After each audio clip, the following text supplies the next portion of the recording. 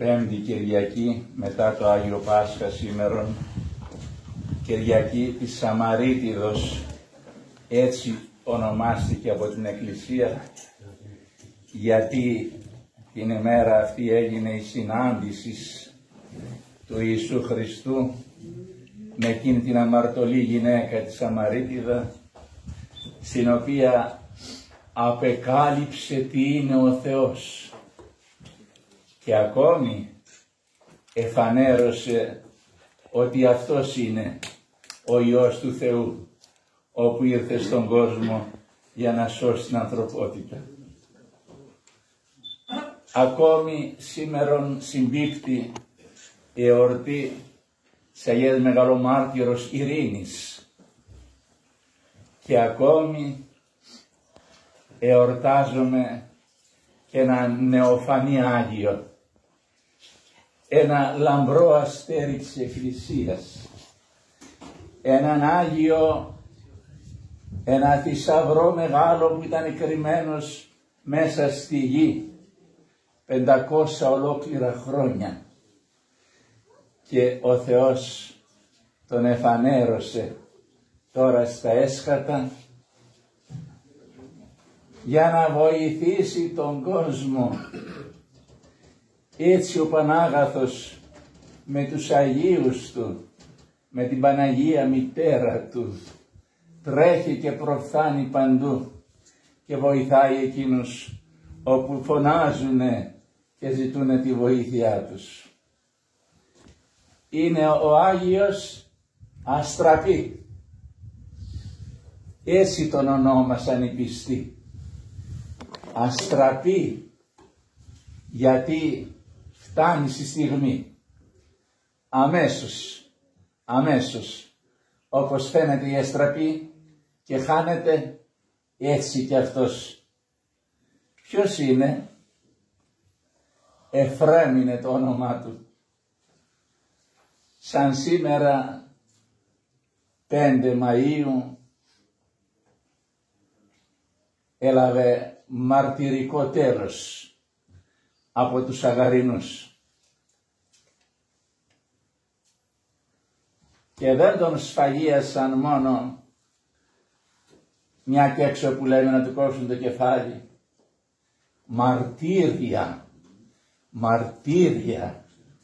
Μαρτύρια συνεχή και δυνική και πολλά μαρτύρια. Του ζητούσαν να αρνηθεί το Χριστό και αυτός τους έριχνε την καρδιά του. Ο Χριστός μου είναι εδώ μέσα και δεν μπορώ να τον αρνηθώ με τίποτε. Κομμάτια να με κάνετε. Δεν αρνούμε το Χριστό μου. Και αγρίευαν ακόμη περισσότερο. Να μας δείξεις τους θησαυρούς της Μονής και θα σε αφήσουμε ελεύθερο. Δεν είχε θησαυρούς η Μονή. Ποτέ δεν απέκτησε θησαυρούς. Εάν είχε κάποια οικονομία η Μονή, τη χρησιμοποιούσε στα στομάχια των πεινασμένων και στις πλάτες των γυμνών. Πριν 1 χρόνο σφαγίασαν όλους τους πατέρες της Μονής. Την περίφημο αυτή Μονή της Παναγίας Θεοτόκου του Ευαγγελισμού, όπου ήταν στο όρος των Αμόμων, έτσι λεγόταν το βουνό εκείνο, άμομοι, καθαροί δηλαδή.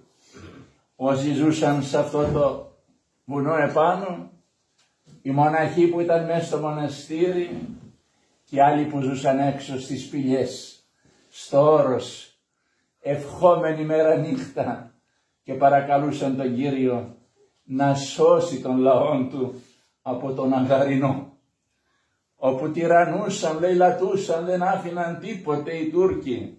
Έπεφταν μέσα στα σπίτια και έσφαζαν και άρπαζαν, ατίμαζαν κορίτσια, παρακαλούσαν. Έκλαιγαν οι πατέρες μέσα στα σπήλια και παρακαλούσαν.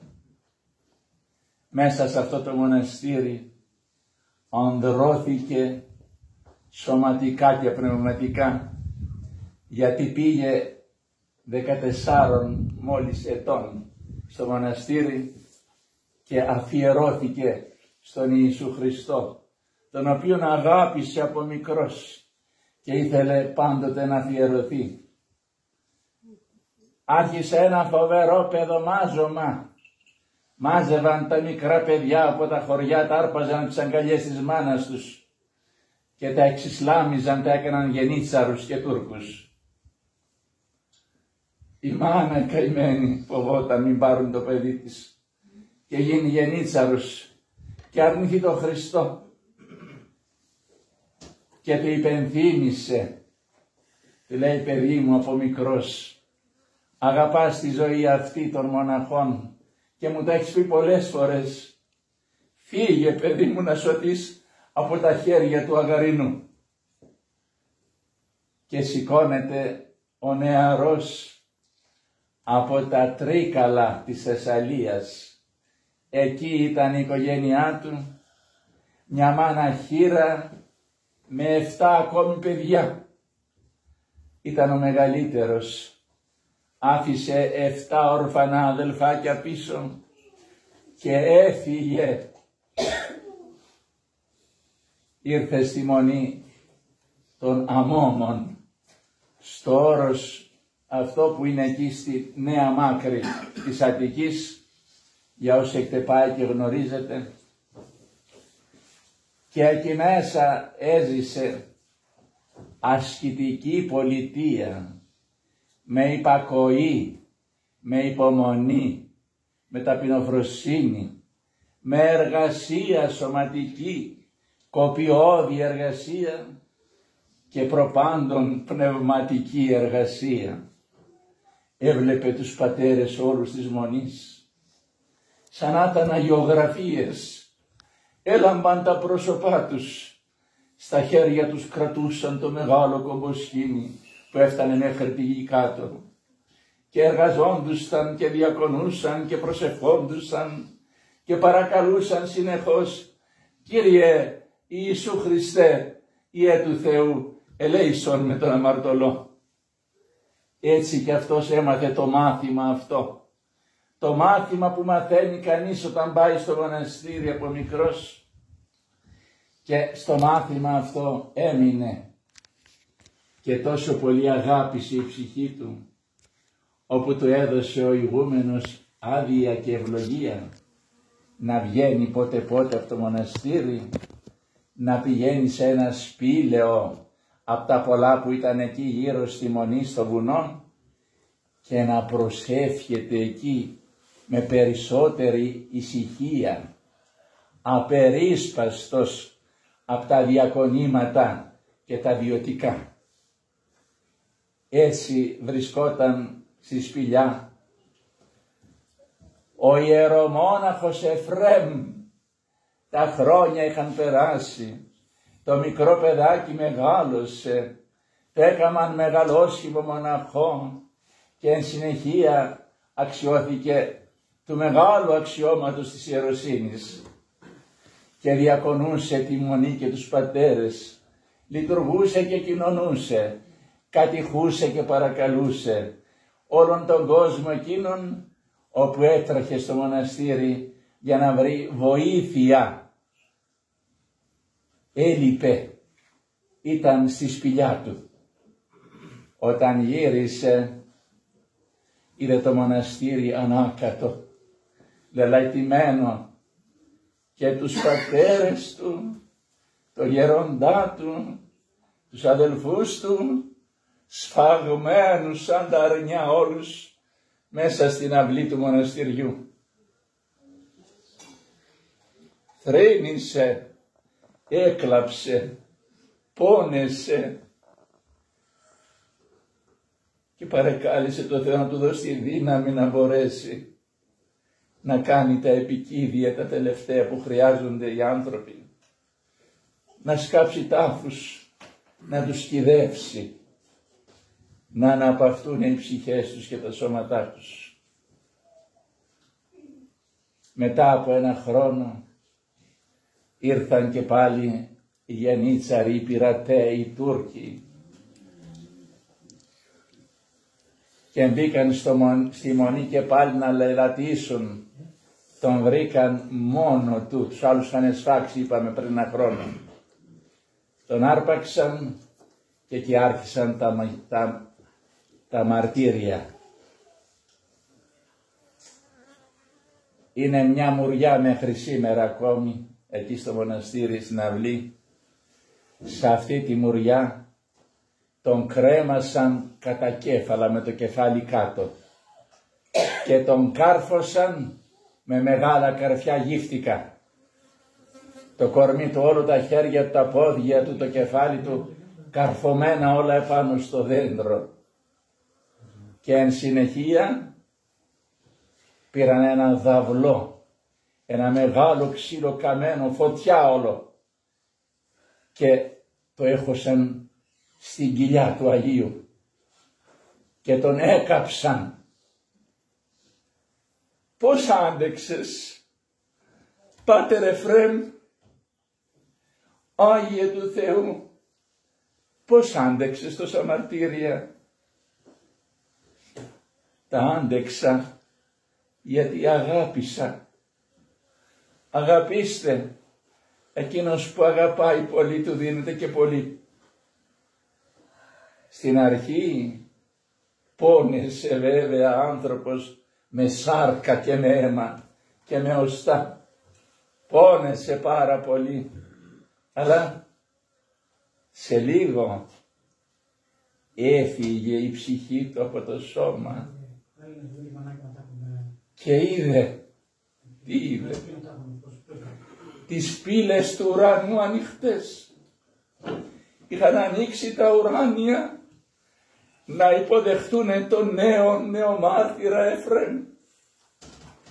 Και εκεί ο γέροντάς του, αυτός που του έμαθε να κάνει το σταυρό του, αυτός που του έμαθε να λέει Κύριε Ιησού Χριστέ, Υιέ του Θεού ελεησόν με τον αμαρτωλό, αυτός που τον έπαιρνε από το χέρι και τον σήκωνε όταν έπεφτε, αυτός που τον οδηγούσε σε αρετές, σε ύψη αρετής, σε αγάπη προς τους συνανθρώπους του, φτωχούς και πονεμένους και δυστυχισμένους.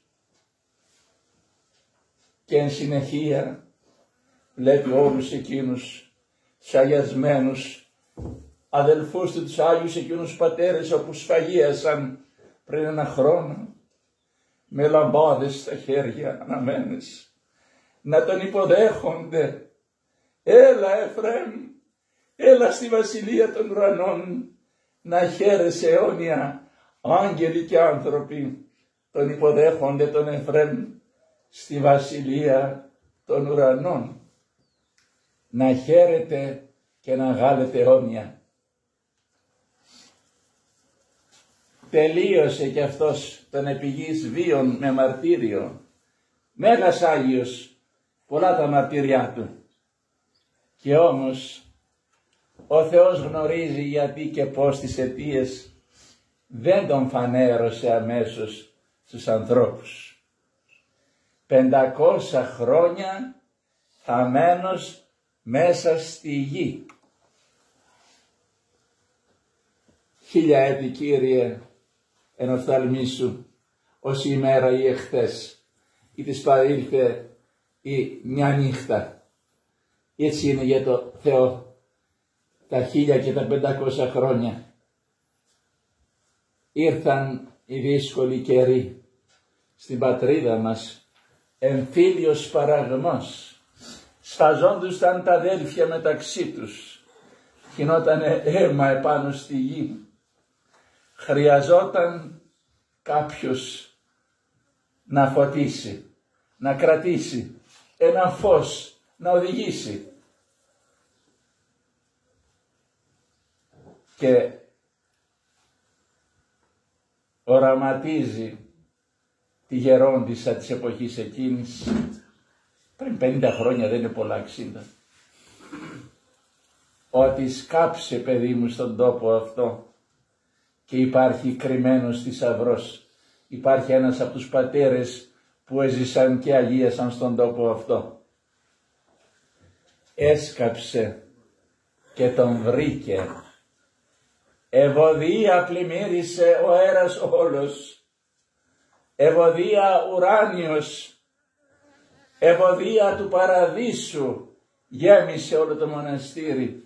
Το πρώτο σημείο ότι αυτός που βρήκε ήτανε Άγιος, δεν ήταν κάποιος μοναχός από τους πολλούς μοναχούς που περνούν από τα μοναστήρια.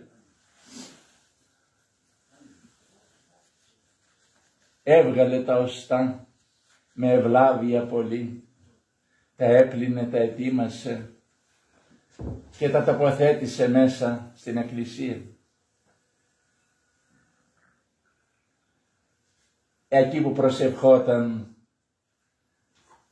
διάβαζε τον Εσπερινό, ακούει βήματα από πίσω κάποιος να έρχεται, γυρίζει και βλέπει έναν υψηλό καλόγερο, ψηλόλιγνο, με ζωηρά μάτια, με σγουρά μαλλιά και γένια μέχρι το λαιμό κάτω, και της λέει, σε ευχαριστώ πολύ, το όνομά μου είναι Εφραίμ. Έτσι έχουμε τον Άγιο Εφραίμ και τον εορτάζουμε σήμερον, δι' αποκαλύψεως Θεού.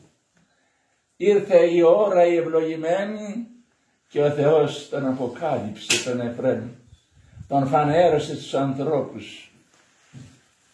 Τι να πούμε, τα βιβλία που έχουν γραφεί, να πάρετε να διαβάσετε, είναι γεμάτα από θαύματα. Δεν υπάρχει ειδικότης για τον Άγιο Εφραίμ να πούμε ότι θεραπεύει μόνο καρδιές ή μόνο θεραπεύει παραλύτους ή μόνο ανοίγει μάτια τυφλών. Είναι για όλες τις ασθένειες όπου υπάρχουν στη γη και βασανίζουν τους ανθρώπους. Είναι ο Άγιος με όλες τις ειδικότητες και ακόμη ο γρήγορος Άγιος, δεν σε αφήνει να κουράζεσαι και να παρακαλείς και να ξαναπαρακαλείς και να χτυπάς και ξαναχτυπάς την πόρτα. Αμέσως αστραπή τον ονόμασε ο κόσμος, γιατί σαν την αστραπή σε μια στιγμή φτάνει εκεί που είσαι. Σε όλα στα υπήρους της γης όπου υπάρχουν άνθρωποι, χριστιανοί ορθόδοξοι και πιστεύουν στον τριαδικό Θεό και παρακαλούν και φωνάζουν την πόρτα του Θεού, χτυπούν την πόρτα του ουρανού και φωνάζουν, Κύριε, δια του Αγίου σου Εφραίμ, ελέησον, και φτάνει ο Εφραίμ και θεραπεύει τον καρκίνο και ανοίγει μάτια και σηκώνει παραλύτους και διώχνει κακές ασθένειες και μονιάζει αντρόγυνα που χωρίζουν και δίνει παιδιά σε άτεκνους γονείς. Και τι να πούμε, και τα πάντα όλα για τον Άγιο Εφραίμ, ουδέν αδύνατον, γιατί έλαβε, πήρε από την πηγή και αυτός σαν μια βρύση ανοίγει την κάνουλα και δίνει, έχει και δίνει. Του έδωσε ο Θεός πολλά και ο Εφραίμ δίνει σε όλους. Και αυτό ότι σήμερα βρισκόμεθα όλοι εδώ και κάνουμε την πρώτη λειτουργία, τα θυρανίξια όπως ονομάζονται του ναού του, που έγινε εδώ σε αυτήν την έρημο με την πίστη και την αγάπη όλων σας των συνδρομητών, άλλος λίγο, άλλος πολύ, δώσατε με την καρδιά σας και έγινε αυτός ο ναός και σήμερον χαίρεστε, απολαμβάνετε τις δωρεές όπου ο Θεός στέλνει με τον Άγιο Εφραίμ. Φως που φωτίζει είναι, βλέπετε ένα φως που είναι εκεί πάνω στο χέρι, φωτίζει, πήρε φως από το Θεό και φωτίζει τους σκοτισμένους, φωτίζει τους αμαρτωλούς, ενθυμίζει τις αμαρτίες τους ανθρώπους όπου ήταν κρυμμένες μέσα τους ή ντρεπόντουσαν να τις ομολογήσουν.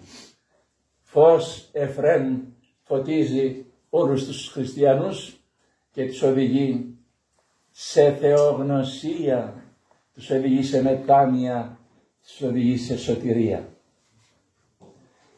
Έγινε αυτό το κλεισάκι εδώ του Αγίου Εφραίμ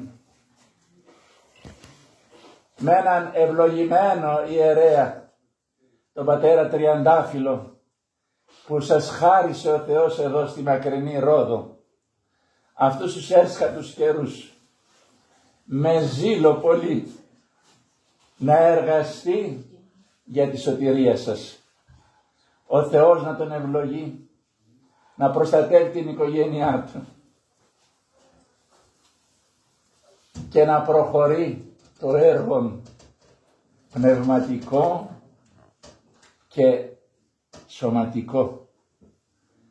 Για να έρχεται κανείς να εκκλησιάζεται, χρειάζεται ναός Θεού. Μπορεί να εκκλησιαστείς και πάνω σε μια σπηλιά και εκεί έξω στον δρόμο και στην ακροθαλασσιά. Εμπαντή τόπο της δεσποτείας αυτού ευλόγει η ψυχή μου τον Κύριον.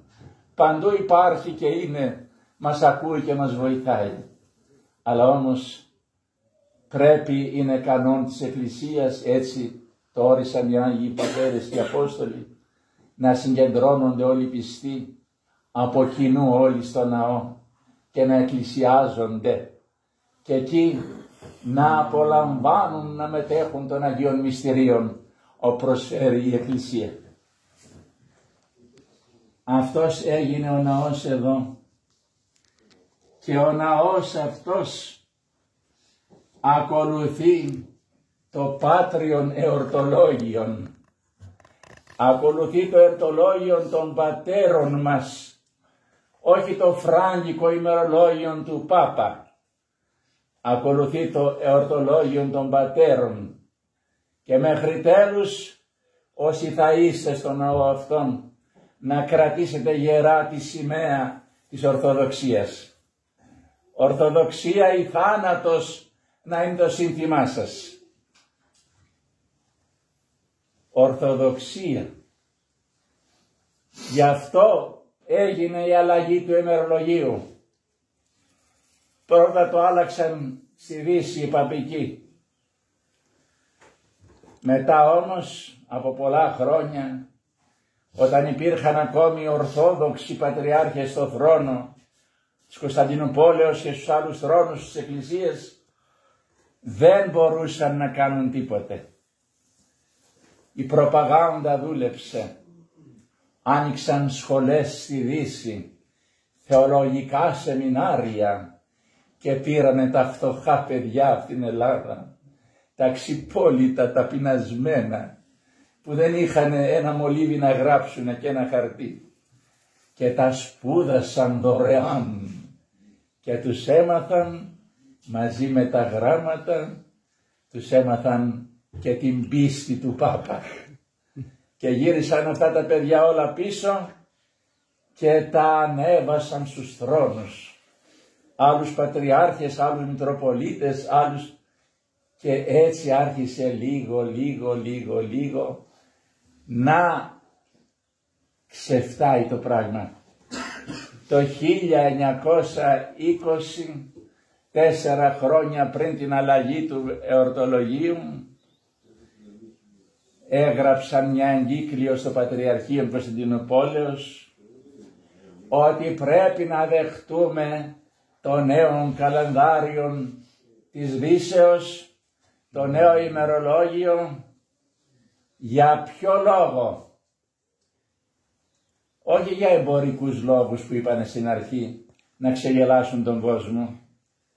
Για να γίνει η προσέγγιση των εκκλησιών, να πλησιάσει η Ανατολή τη Δύση, να γίνουν όλοι ένα υπό έναν Πάπα, να φύγει ο Χριστός από τη μέση.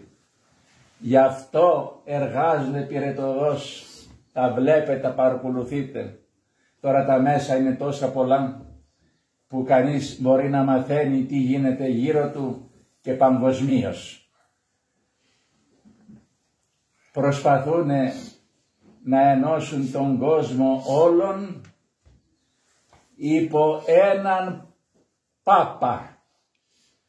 Και όταν γίνει αυτό θα είναι έτοιμα πια όλα για να έρθει ο αναμενόμενος, ο Αντίχριστος, να καθίσει επάνω στο θρόνο της ανθρωπότητος. Γι' αυτό όλα παγκοσμιοποίηση και τα πάντα που ακούμε, όλα αυτά σκοπούν και τρέχουν όλοι οι ισχυροί της γης, χωρίς να υπολογίζουν πια πλέον Χριστό.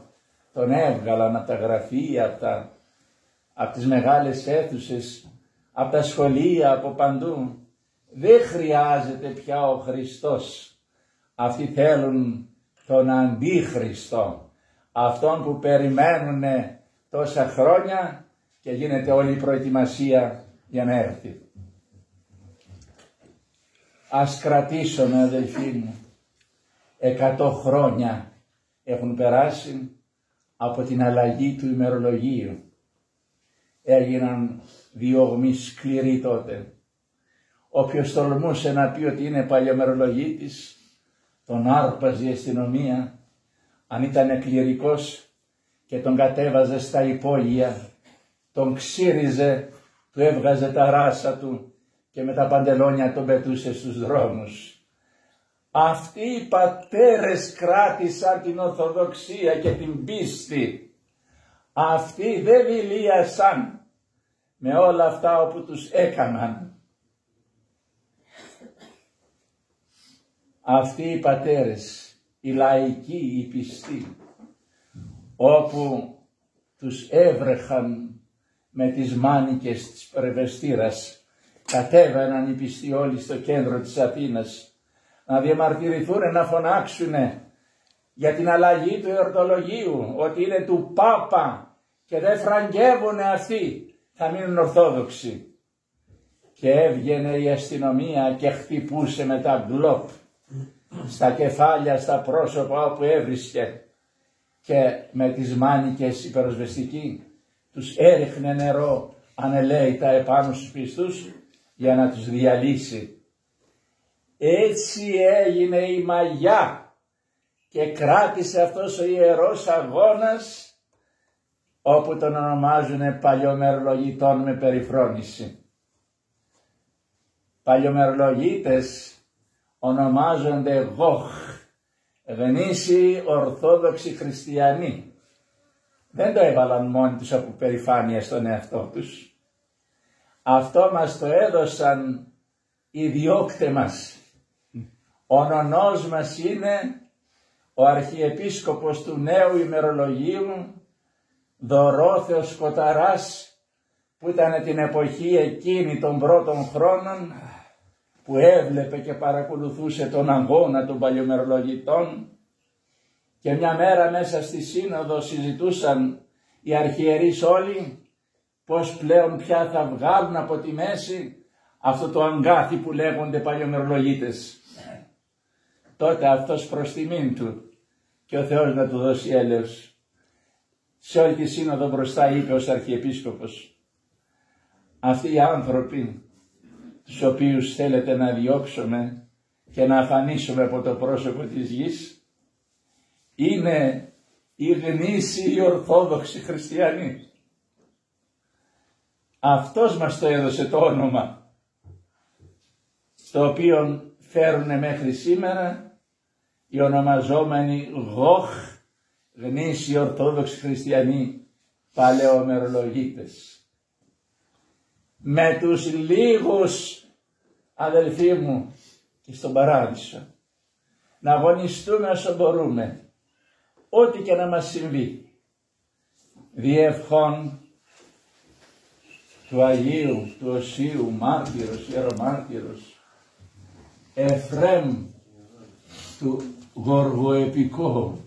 Τον έχουν ονομάσει και Γοργοεπίκο οι χριστιανοί, γιατί ακούει γοργά γρήγορα και τρέχει. Εκτός από αστραπή τον λένε και Γοργοεπίκο. διευχών του Αγίου Εφραίμ, των πρεσβειών του, των παρακλήσεών του, να κρατήσουμε αυτό το παράρτημα που άνοιξε σήμερα εδώ, με την προσπάθεια, τις φιλότιμες προσπάθειες του δραστηρίου εφημερίου σας, πατρός Τριανταφύλου, και όλων εσάς, όπου είστε στο πλευρό του, τον βοηθάτε, τον ενισχύετε, τον στηρίζετε, να μείνει και να μεγαλώσει και να φτάσει. Να γίνει ένα παράρτημα, η έρημος να γίνει πόλη, εύχομαι εδώ πέρα. Όλοι όσοι καταλαβαίνουν ότι τους έχουν ρίξει πια στο μίασμα της παναιρέσεως του οικουμενισμού. Δεν είναι απλώς αίρεση, παναίρεση, όλες τις αιρέσεις κηρύσσουν. Όσοι το καταλαβαίνουν τα πρόβατα αυτά, που βλέπουν το φως αυτό που κρατάει ο Άγιος Εφραίμ και φωτίζονται ότι από εδώ είναι η Ορθοδοξία, να φεύγουν και να τρέχουν να έρχονται εδώ στην έρημο. Εδώ μέσα στην έρημο, σε αυτό το μικρό εκκλησάκι, το ταπεινό και ωραιότατο, το οποίο μπορεί να μην χωρεί πολλούς, αλλά αγκαλιάζει όλους.